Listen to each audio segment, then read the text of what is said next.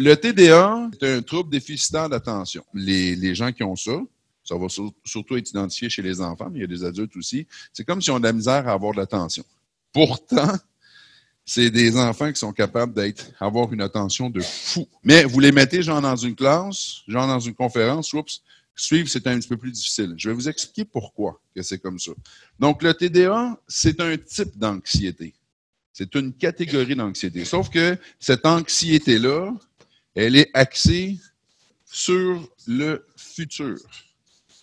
Ça fait que dans un temps linéaire, donc imaginez aujourd'hui, je fais une ligne qui représente le temps. Donc ma conférence, moi je pense d'un événement à l'autre, à l'autre, à l'autre, comme ça, puis habituellement vous suivez assez bien tout ce que je fais.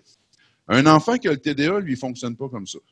Un enfant qui a le TDA, quand je donne ma première consigne, lui, il part dans le futur. Puis lui, il va voir tout ce que ça peut représenter pour le futur.